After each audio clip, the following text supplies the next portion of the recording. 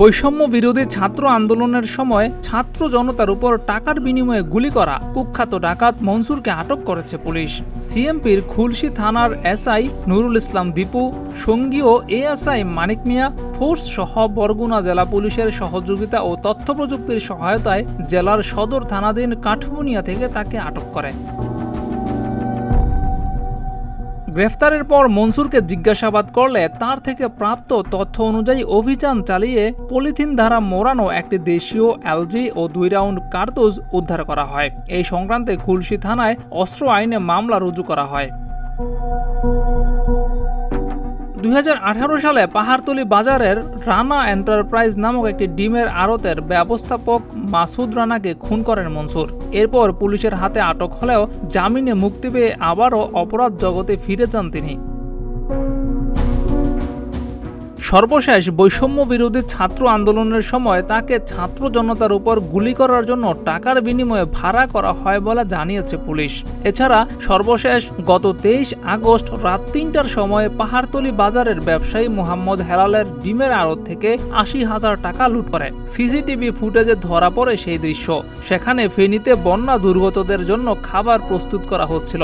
এই সময় ফাঁকা গুলি ছোড়া হয় যাতে কেউ সেখানে এগিয়ে আসতে না পারে।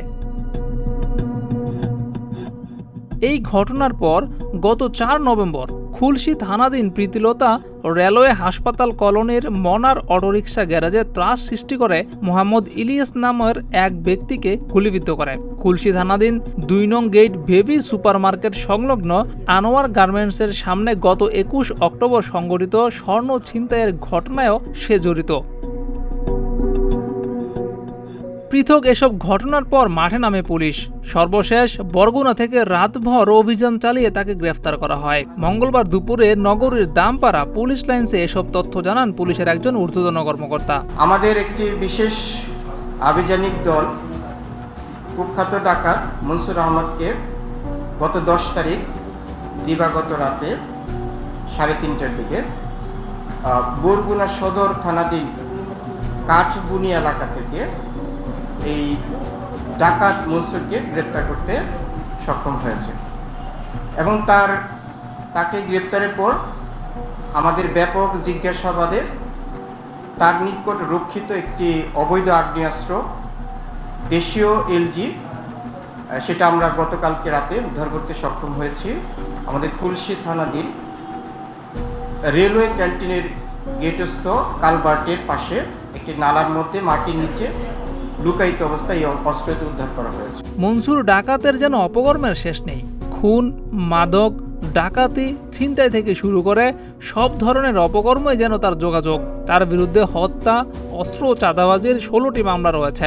এলাকায় 15 থেকে 20 জনের একটি দল আছে তার, যারা এসব সন্ত্রাসী কর্মকাণ্ড করে। মনসুর পাহাড়তলী থানা পুলিশের তালিকাভুক্ত সন্ত্রাসী।